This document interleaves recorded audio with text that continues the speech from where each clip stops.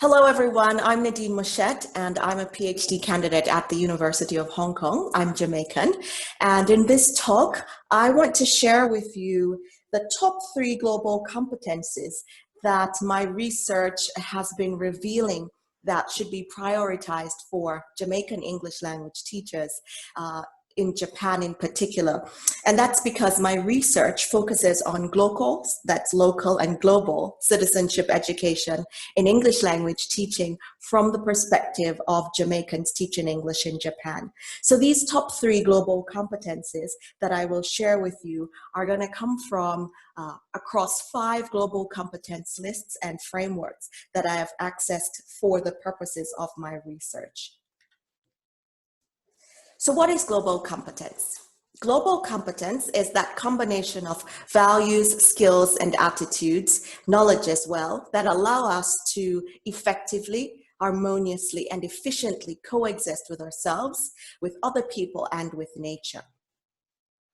So this is the first of the 5 competency lists and frameworks that I will introduce. This comes from Vision 2030 Jamaica. It's the listing of the qualities of the educated Jamaican.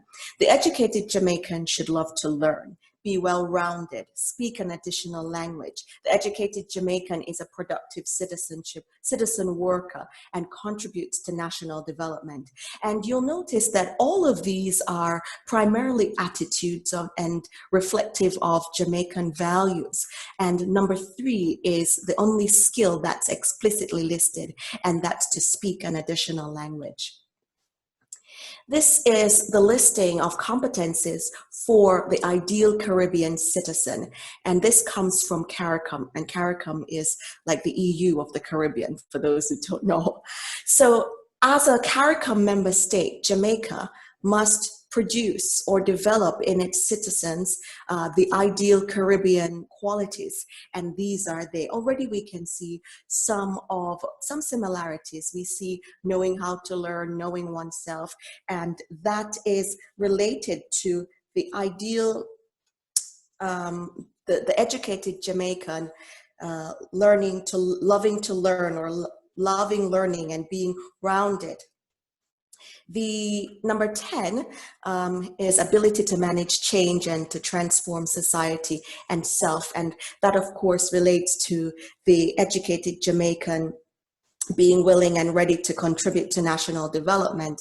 Number 9 is multilingualism, and that's, of course, a recurrence of being able to speak an additional language. This is the Zest for Life framework from Japan, and this is their proposed way of conceptualizing what their citizens should look like for the 21st century. Now, Zest for Life rests on the Japanese Yutori philosophy, which focuses on academic prowess at its heart, and then expanding upward and outward into moral, mental, and physical health. And you'll see that represented in their framework, which has 3 almost like concentric circles, where basic literacies and skills expanding outward and upward to collaborative thinking and practical abilities to act for the world.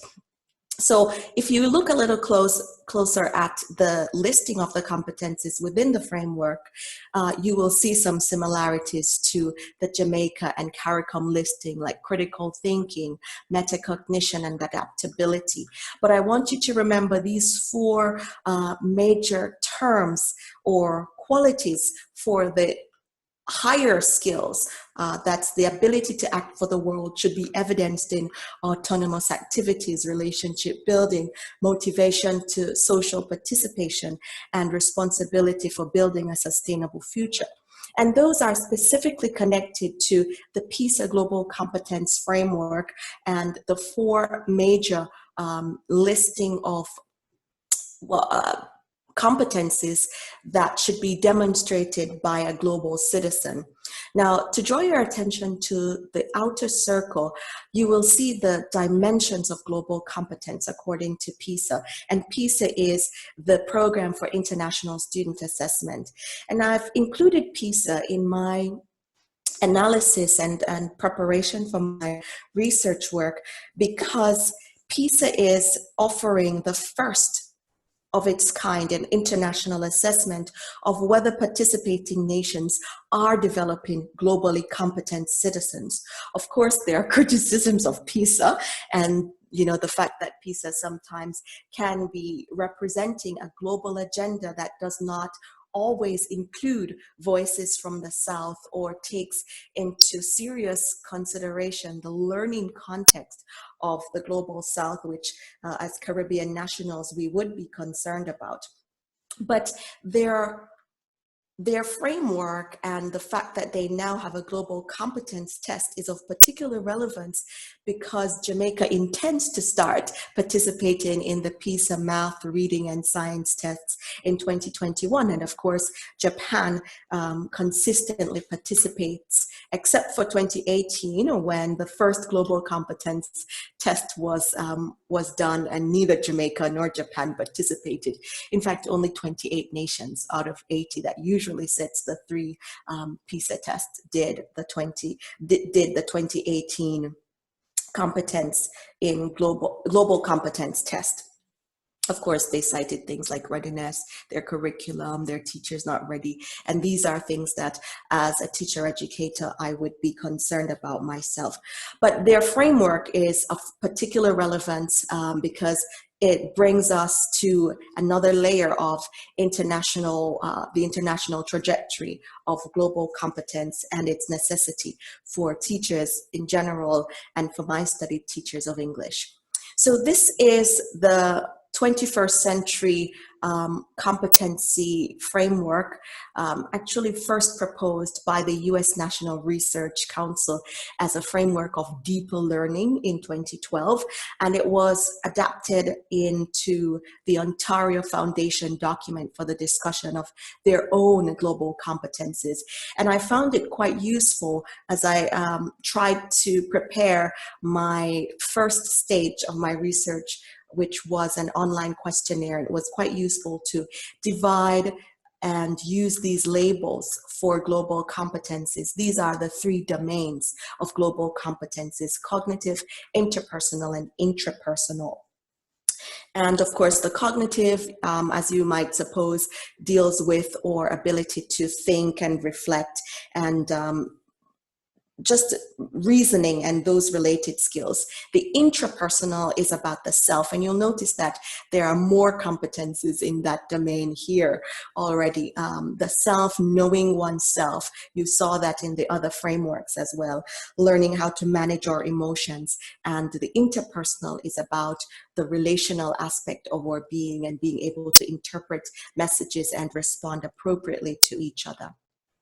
This is my initial conceptualization of these competencies. I found that there were 30 competencies across those 5 frameworks, and 14 were common to 1, 9 to 2, 4 to 3, and the top 3 were common to 4 of those frameworks. And those are ICT literacy, adaptability, and multilingualism.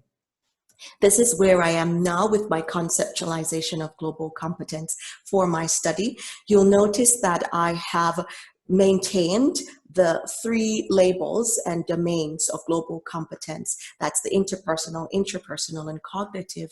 And I've intentionally positioned the intrapersonal at the center of this conceptualizing figure to draw attention to, yes, the number that's higher than the other 2, the number of individual competencies, but also the centrality of the self, understanding our own values, being able to be reflective.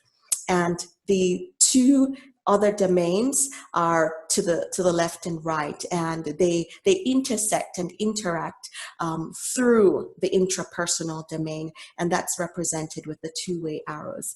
And interestingly, the top 3 competencies across the frameworks most suitably align with one of these domains. So adaptability from the intrapersonal, multilingualism from the interpersonal, and ICT literacy from the cognitive domain. So to summarize, Jamaican English language teachers and those of us Caribbean nationals can begin to focus on developing within ourselves, within our learners, these top 3 competencies: multilingualism, ICT literacy, and adaptability. Thank you for listening. If you have questions and comments, you can reach me at my HKU email address.